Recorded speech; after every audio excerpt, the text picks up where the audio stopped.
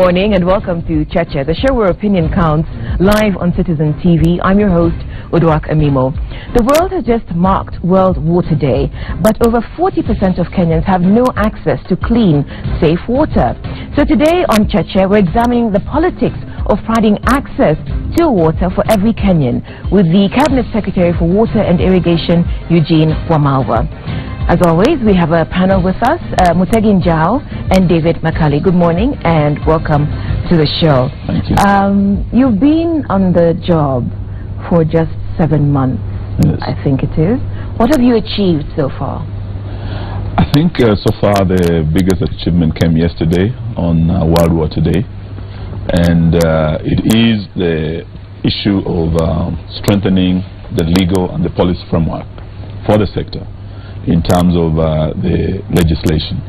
We have for quite some time been pursuing the water bill, and yesterday Senate finally passed it. And I just want this morning in a very special way to thank the senators for prioritizing this bill and for passing it, and the National Assembly that passed it last year. This is the legislation that will now align the sector to the new constitutional dispensation.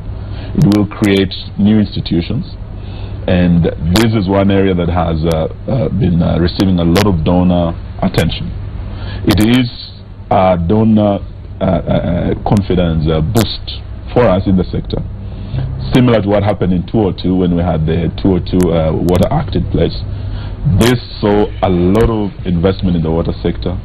We actually saw the financing go up almost tenfold from just about 4 billion to over 40 billion. It's because of that donor confidence. So looking at what happened yesterday on World Water Day, we're very pleased. Apart from this, we have been able to increase access to water. When Jubilee came into power, we're just about 53%. But now we are going towards 58%, and we want by next year to be at 60%. But with what we have put in place in terms of major infrastructure developments, dams across this country, we are expecting that by 2020, in another 3 years, we should be able to hit 80%. After that, we are looking at hitting target by 2030 at 100%. So we are happy today to tell Kenyans, though you might still have challenges where you live, though there could still be dry taps in Nairobi and some parts of this country, with what we have put in place, we are sure that we will have enough water in good time. Thank you. You talk about the constitutional guarantee, which is Article 43, and this new water bill aligns itself to the Constitution. Yes. How so? Take us through that, because you know you're talking about architecture. Yes. I think with the 2002 Act, we saw the separation of water resource management from water services. But with devolution now, the Constitution is very clear that water services are a devolved function. So we have the county governments looking at how they can supply water to residents of the counties. But we still have water as a national resource and an international resource because of its transboundary nature. And with this, we still have the issue of resource management as a national function. So when we are looking at developing the water resource, the major infrastructure developments, the mega dams that we're doing, like the Chomsusu Dam that we commissioned the other day, the COE Dam that we launched in Pokot, we have Twake Dam in Ukambani, we have Mwache Dam at the coast. We are looking at a partnership between the national government, the county governments, and our development partners in terms of developing that resource. So the new act actually clears the gray areas. So every stakeholder and player in the sector knows what their role is. We have new institutions that are going to come in place, and one of the main institutions that will bring about great impact is the Water Harvesting and Storage Authority. When we had El Nino coming, you saw a multi-sectoral kind of approach. We had several ministries coming in, each trying to play a role. But now with the new law, we have an authority dealing with the issues of flooding, and the issues of water harvesting, the issues of water storage, and this is something that is going to really change the sector in a big way. And what do we need an authority to do to harvest water? We have, I can harvest water in my house without Without an authority. Yes, but also we will need some legislation. We have communities like in Lamu. They have these Jabias. They have been doing it for over 100 years, harvesting water from a traditional way, the way they build their houses, the roofs. But with legislation now, if you are required, when you put up a house, to ensure that you have the water harvesting facilities, you are required to have a water tank, and it's legislated. You will not believe how much we can gain in terms of just water harvesting and storage by that. So we will need that to be effected, and we will need the participation of national and both county governments, and in issues of planning and the housing. So these are areas the new act is going to help us. Quite a few bodies in the water sector, yes. Actually very many. Sometimes I lose count of this authority. That is any of them going to collapse, or is there a plan to merge them, perhaps, and reduce the duplication or overlap of those functions?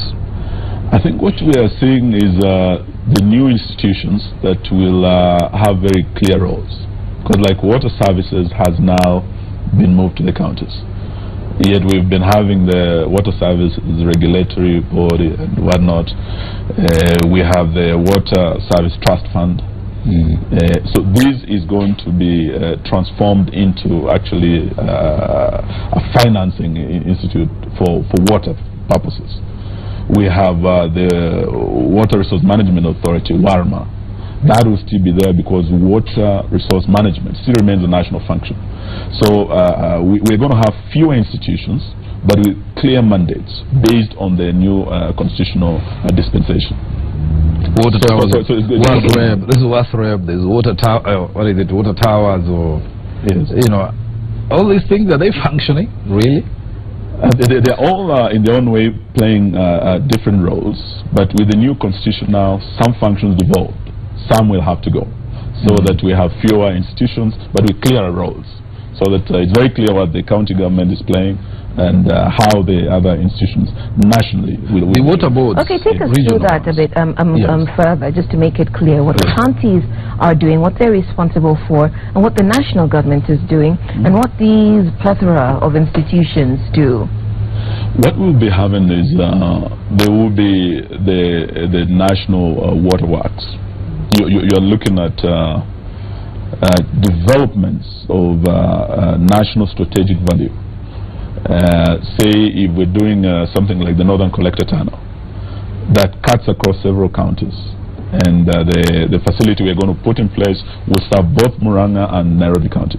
So that cannot belong to one county. So it has to be a national asset.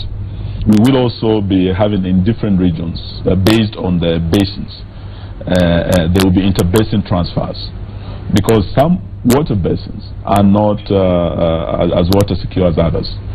So we will have to allow interbasin transfers, and we must have a place where the national government, through these institutions, is able to oversee that.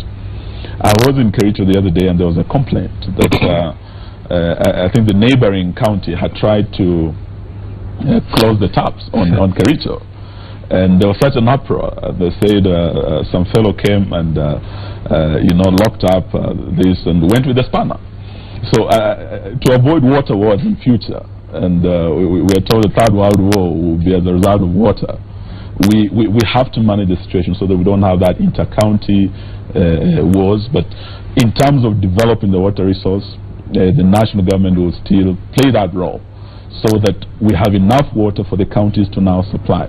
But there will be county works, there will be the company that is owned by the county that will be running the water locally, doing the supplies, and that is how the institutions are clearer with the new law. Let me ask this basic question. Say for instance, Nairobi does not have any water for itself. Yes. Nairobi gets its water mainly from Sismoa and Murang'a and Dakaine. Correct. Now, how does Murang'a County benefit from Dakaine and it still supply Nairobi? We have the Northern Collector Tunnel war, where Murang'a is saying, you took our water to Dakaine from Dakaine to those Nairobi. days, yes, and from Dakaine to Nairobi. You did not allow us to participate. You just came and took our water. But the new constitution It gives us the right of public participation. So you cannot therefore take our water again unless we agree, unless we know how we are going to benefit. So part of the delay in the launch of the Northern Collector Tunnel has been that challenge. So we are looking at how first we can address the concerns of Murang'a in terms of supplying them with water before this water now comes to Nairobi. So this has to be addressed. And this also applies in Mombasa. Mombasa is a water-stressed city, and it's getting its water from Taita Taveta, from the Mzima Springs. Mombasa also gets its water from Kilifi County, from Baricho. Mombasa also gets its water from Kwale, the Marere Springs. So Mombasa on its own, left alone, if the other counties say our water is not on Mombasa, then there'll be a crisis. But we have to come in to ensure that Mombasa still gets water, but the neighboring counties are also getting the water. Where we are today, we are developing one of the biggest dams in the coast region. It's called Cheche Dam. It is going to yield over 180,000 cubic meters of water daily. Now, that water is enough for both Kwale and Mombasa. And once Cheche is done, we will be able to address the water deficit in Mombasa. Once the Northern Collector Tunnel is done, we will be able to deal with the Nairobi water situation. And when should those be done? We are, within the next 1 month, be going to Murang'a with His Excellency the President to now launch the Northern Collector Tunnel. Why is it and what is it? It is a tunnel that is going to draw more water from the various rivers in Murang'a, but channel it into Ndakaini, boost Ndakaini, and Ndakaini will now have more water supply for Nairobi. We're increasing by 140,000 cubic meters of water daily. That would definitely sort out the dry water problem in Nairobi. I get calls every morning. There's no water in Buruburu. We haven't had water in Umoja for weeks. We want to assure them, of course, the function of supplying that water is a function of the county government of Nairobi. We have the Nairobi Water Company, but we have the ASI Water, the board that is in this region now, developing the infrastructure and working with the Nairobi County to increase that supply. Now, that will be addressed through the major infrastructure development in Murang'a, the Northern Collector Tunnel. And once we have done that, Nairobi should be a water-secure city. Mombasa, after we do Cheche, we should have enough water. But for today, Kisumu is the only city amongst our 3 cities that is water-secure up to 2030. What we're embarking on now is investing more in distribution so that we have water going into all the estates, Kondele and all those estates. I think people in Kisumu would dispute what you say about Kisumu being water secure. And so to take you back to what you just said, that people call you and say they have no water in Buruburu, you know, people say they have no water, but they receive water bills. Yes. So what's the point? Why are they receiving water bills? You know, clearly something's not working, even if you're saying that you're working to address these problems. Yes, I think the issue is that there is a serious water deficit in Nairobi. It's a growing city, and we must develop the capacity to be able to satisfy the water needs of Nairobi. All I want to say to Nairobians today is that help is on the way. Once we are done... So should they pay their bills for no water or not? No, the bills should be paid for what is supplied. What is supplied, that they have to pay. Because though the Constitution gives us the right to access water, it does not say that water is free. Kenyans have to pay for the water. But where there are issues of maybe inflated bills or people getting bills that are not getting water, that should be addressed. In hindsight, don't you think perhaps water should not have been a devolved function? Because the management of the water, the fact that water is, as you said, is trans-county, yes. The resource is not consolidated in one place. Yes. And the risks of counties, people demanding from county what they cannot supply, from county governments. For example, people would be demanding from Kidero water for their households. And he can do nothing about it because water has to be managed from outside his county, first of all, and it's actually within the mandate or ability of the national government to facilitate it. What needs to be done? Because I just see, you know, quite a risky... you seem to be asking him to rewrite the Constitution, though. Yeah, it may not be... Okay, we've gone past the constitution, so it's difficult to reverse that. But maybe it calls for certain regulations that temper the provisions of the constitution to be able to deliver as counties. Yes, I think for now, really, it is a matter of implementing that constitution. But Kenyans also, in their wisdom, have a right after the 5 years to see what needs to be changed. Because we hear Kenyans saying, though health is devolved, we are worse off than we were before. We would rather it went back. They could as well say the same about water. But for now, we must do our best. Because Article 21 of the Constitution still makes it a fundamental duty of the state to ensure fulfillment of the rights given by the Constitution, including the right to access to water, the right to freedom from hunger. So it is the duty of the state now. As long as the Constitution remains, we must do our best. And where we are in partnership with development partners and the county governments, we are developing that capacity. I think in another 5 or 10 years, Kenyans are going to see a big difference. When you look at the major dams we have developed so far, once we complete this, that's why we're looking at 2020, most of these dams will come to completion. We'll see a huge boost in water in terms of capacity in the different counties. And I was in the Mount Kenya region recently, and you see a lot of water, but since we are not storing the water runs off, goes to the ocean. The ocean does not need water. Kenyans need water. If we were to put a few dams just around Mount Kenya, we will have huge storage capacity in that region. In Embu, we had a suggestion of about 4 dams, and when you look at the areas, there's Rupingazi Dam, we have Kamomo Dam, we have Tuchi Dam, and when you look at these dams, the rivers, once you store the water, it will be able to help not just Embu, but also parts of Tharaka-Nithi. When you go to Meru, they are proposing Dambana Dam. We also are looking at Dangada Dam and Ura Dam. Now, water coming from the Nyambene forest, the clean water, but just flowing. But hold that water, store it for a while, then supply it. It is something that can change the lives of Kenyans. So it's what we are working at. We are looking at dams, and not just dams, we are also developing groundwater. We discovered huge deposits in Turkana. The people of Turkana have been crying for water for years, but the Napu aquifer has deposits that can serve not just Turkana, the country for 70 years. Huge deposits of fresh water underground. So we are already developing that, and Lodwar town is already benefiting from the Napu aquifer. We have the Lotikipi aquifer. There are issues of salinity. We got huge deposits of water, but the quality of the water is not perfect for human consumption. So we're looking at what can be done by that, and we can be able to supply water. We have the water. There are two things which come to mind. One is the perpetual fight over resources, of devolved functions. If water is devolved, how are you sharing the resources that ought to go to the counties to help them in developing water resources, drinking water through springs, wells, and the other developments which are happening? And are there regulations going to guard this? Because of the delay in the supply of the piped water, counties are drilling. They're drilling everywhere. How are you going to balance this? And then the matter of the resources. How much is going to counties to help them develop their own resources? I think just going by the budget this year, we are looking at an increment in allocation. But as to how much is allocated, it's really a county government function. I was in Nakuru, and Governor Mbugua, in the first year, he allocated 400 million. And you can see the county government has done quite a bit.